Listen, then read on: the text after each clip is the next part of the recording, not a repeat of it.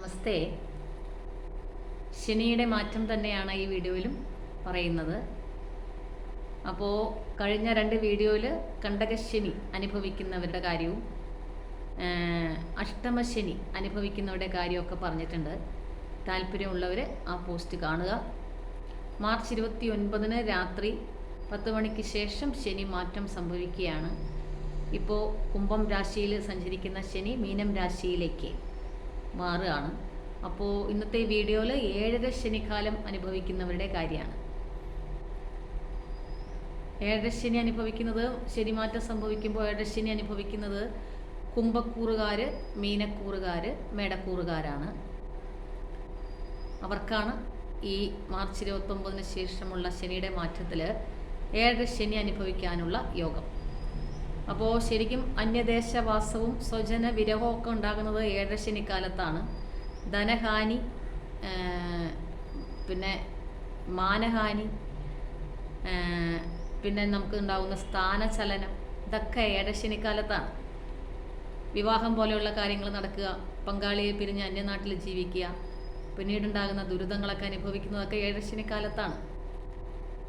പിന്നെ 7 ശനിയുടെ ഏറ്റവും കാഠിന്യമേറിയ സമയം എന്ന് പറയുന്നത് ജന്മരാശിയിൽ ശനി സഞ്ചരിക്കുന്ന 2.5 വർഷം. ഏറ്റവും കുറവ് അവസാനത്തെ 2.5 വർഷമാണ്. അപ്പോൾ ഈ തവണ കുംഭക്കൂറുകാർ, മീനക്കൂറുകാർ, മേടക്കൂറുകാരൊക്കെയാണ് 7 ശനി അനുഭവിക്കുന്നത്. കുംഭക്കൂറിന് 2ാം ഭാവത്തിലാണ് ശനി സഞ്ചരിക്കുക. അവിട്ടത്തിൻ്റെ അവസാന പകുതി, ചതയം പൂരുരുട്ടാതിയുടെ ആദ്യ 3/4 ഭാഗമാണ് കുംഭക്കൂറ്. അവർക്ക് 2ാം ഭാവത്തിലാണ് ശനി സഞ്ചരിക്കുന്നത്. അപ്പോൾ അവസാനത്തെ 2.5 വർഷമാണ് കുംഭക്കൂറുകാർക്ക്. അപ്പോൾ ധനപരമായിട്ടൊക്കെ കുറച്ച് അനുകൂലത ഉണ്ടാകുന്ന സമയമാണ് ശനിയുടെ മാറ്റം. ധാർമ്മികപരമായ കാര്യങ്ങളിൽ കൂടുതൽ താല്പര്യം തോന്നാം. ഇത്രയും നാളും ഉണ്ടായിരുന്ന എടുത്തു ചാടിയുള്ള പ്രകോപനപരമായ സംസാരങ്ങൾക്കൊക്കെ ഒരു സ്റ്റോപ്പൊക്കെ വരാം. കുറച്ച് വാചാലതയൊക്കെ കൂടാം, സൗമ്യത കൂടാം സംസാരത്തിൽ. കുടുംബസുഖവും ഒക്കെ 2ൽ ശനി സഞ്ചരിക്കുമ്പോൾ കുംഭക്കൂറുകാർക്ക് ഉണ്ടാവും. ജാതകത്തിലും കൂടി അനുകൂലമാണെങ്കിൽ കുംഭക്കൂറുകാർക്ക് 2ലെ ശനിയുടെ സഞ്ചാരം 7 ശനി ആണെങ്കിൽ കൂടി വലിയ പ്രശ്നങ്ങളൊന്നും ചെയ്യില്ല. അടുത്തത് മീനക്കൂറുകാരുടെ കാര്യമാണ്. അവർക്ക് ലഗ്നത്തിലാണ് സഞ്ചരിക്കുക, ജന്മരാശിയിൽ സഞ്ചരിക്കുകയാണ്. അപ്പോൾ ഞാൻ നേരത്തെ പറഞ്ഞു, ശനിയുടെ ഏറ്റവും കാഠിന്യം ജന്മത്തിൽ ശനി സഞ്ചരിക്കുന്ന സമയമാണ്. ധനപരമായിട്ട് വലിയ പ്രശ്നങ്ങളൊന്നും ഉണ്ടാവില്ലെങ്കിലും മീനക്കൂറുകാർക്ക് നേരത്തെ പറഞ്ഞ പോലെ കുറച്ച് വിരഹ ദുഃഖവും, സ്വന്തം ആൾക്കാരെ വിട്ട് അന്യദേശത്ത് പോയി സഞ്ചരിക്കാനുള്ള യോഗവും, അങ്ങനെയുള്ള വിരഹ ദുഃഖവും അതനുസരിച്ചുള്ള ദുരിതാനുഭവങ്ങളൊക്കെ ലഗ്നത്തിൽ ശനി സഞ്ചരിക്കുമ്പോൾ ഉണ്ടാകും. ഇവർക്കും കുറച്ച് വാചാലതയൊക്കെ കൂടുന്ന സമയമാണ് ലഗ്നത്തിൽ ശനി സഞ്ചരിക്കുന്ന സമയം. ധനപരമായിട്ട് വലിയ പ്രശ്നങ്ങളൊന്നും മീനക്കൂറുകാർക്ക് ഉണ്ടാവില്ല. പിന്നെ കുറച്ച് സാത്വികത, വ്യാഴക്ഷേത്രത്തിലാണ്, അതുകൊണ്ട് തന്നെ കുറച്ച് സാത്വികത കൂടുന്ന സമയമാണ്. പിന്നെ വിദ്യാർത്ഥികൾ ശ്രദ്ധിക്കുക, വിദ്യാതടസ്സങ്ങളും അത് മൂലമുള്ള ചില പ്രശ്നങ്ങളൊക്കെ മീനക്കൂറുകാർക്ക് ഉണ്ടാവാം.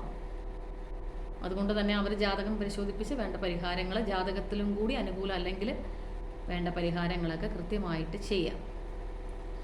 അടുത്തത് 7 ശനി അനുഭവിക്കുന്നത് മേടക്കൂറുകാരാണ്. അവർക്ക് 12ാം ഭാവത്തിലാണ് ശനി സഞ്ചരിക്കുന്നത്.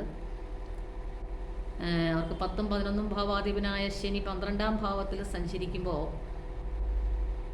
ശ്രദ്ധിക്കേണ്ടത്, ധനമൊക്കെ ലഭിക്കും. കർമ്മരംഗത്ത് ചില ശത്രുക്കളുടെ ഇടപെടലുകൾ ഉണ്ടാകാം. അതുമൂലം കർമ്മങ്ങൾക്ക് വിഘ്നങ്ങളോ അല്ലെങ്കിൽ ജോലിയൊക്കെ നഷ്ടപ്പെടുന്ന അവസ്ഥയോ, പൊതുവെ കർമ്മരംഗത്ത് ഒരു സുഖം കുറവായിരിക്കുന്ന സമയമാണ് 12ൽ ശനി സഞ്ചരിക്കുന്നത്. കാരണം 10ഉം 11ഉം ഭാവാധിപനാണ്. പിന്നെ നീചജന സംസർഗത്തിലൂടെ ധനച്ചിലവുകൾ അവർ ശ്രദ്ധിക്കേണ്ടത് അതാണ്. മേടക്കൂറ് എന്ന് പറഞ്ഞാൽ അശ്വതി, ഭരണി, കാർത്തികയുടെ ആദ്യ 1/4 ഭാഗമാണ് മേടക്കൂറ്.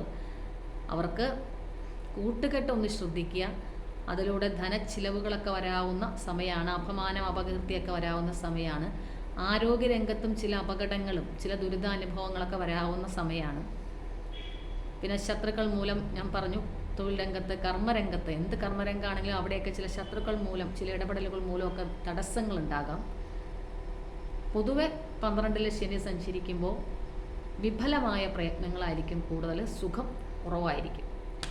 ഇത് മാർച്ച് 29-ന് ശനിമാറ്റം സംഭവിക്കുമ്പോൾ മീനം രാശിയിലേക്ക് മാറുമ്പോൾ ഏഴരശനി അനുഭവിക്കുന്ന കുംഭക്കൂറുകാർ, മേടക്കൂറുകാർ, മീനക്കൂറുകാർ, ഈ 3 കൂറുകാരുടെ കാര്യമാണ് പറഞ്ഞത്. അപ്പോൾ ഇതൊരിക്കലും വ്യക്തിപരമായ കാര്യങ്ങളല്ല എന്ന് മനസ്സിലാക്കുക, നക്ഷത്രത്തെ ആസ്പദമാക്കിയുള്ള കാര്യങ്ങളാണ്. അപ്പോൾ ജാതകത്തിൽ ശനി അനുകൂല സ്ഥാനത്തൊക്കെ ആണെങ്കിൽ ഈ പറയുന്ന ദോഷമുള്ളവർക്കൊക്കെ ഒരു മധ്യമാവസ്ഥയായിരിക്കും. എങ്കിലും ചില ദുരിതാനുഭവങ്ങളും 12-ൽ ലഗ്നത്തിലൊക്കെ സഞ്ചരിക്കുന്നവർക്ക് ഉണ്ടാവുക തന്നെ ചെയ്യും. അപ്പോൾ അതറിഞ്ഞ് ആത്മീയ കാര്യങ്ങളിലേക്ക് കൂടുതൽ ശ്രദ്ധ പതിപ്പിക്കുക. കാരണം മീനം രാശിയിലേക്കാണ് ശനി മാറ്റം. അപ്പോൾ ആത്മീയ കാര്യങ്ങളിലും തീർത്ഥാടന കാര്യങ്ങളിലൊക്കെ കുറച്ച് താല്പര്യം കൂടാവുന്ന സമയമാണ് പൊതുവെ എല്ലാവർക്കും. അപ്പോൾ അങ്ങനെയുള്ള കാര്യങ്ങൾക്കൊക്കെ കൂടുതൽ ശ്രദ്ധ പതിപ്പിക്കുക. ഏറ്റവും വേണ്ടത് കലിയുഗമാണ്. ഞാൻ എല്ലാ പോസ്റ്റിലും പറയുന്നത് പോലെ സ്വയം ചെയ്യുന്ന നാമജപം, അത് കഴിഞ്ഞിട്ടേ ഉള്ളൂ ബാക്കി എല്ലാ കാര്യങ്ങളും. അതിന് കൂടുതൽ പ്രാധാന്യം കൊടുക്കുക, അതിലേക്ക് കൂടുതൽ ശ്രദ്ധ പതിപ്പിക്കുക. ദോഷഫലങ്ങളൊക്കെ ഒരു പരിധി വരെ കുറഞ്ഞു കിട്ടുക തന്നെ ചെയ്യും. അപ്പോൾ എല്ലാവരെയും ഈശ്വരൻ അനുഗ്രഹിക്കട്ടെ എന്നതിൽ കൂടി പ്രാർത്ഥിക്കുന്നു. എല്ലാവർക്കും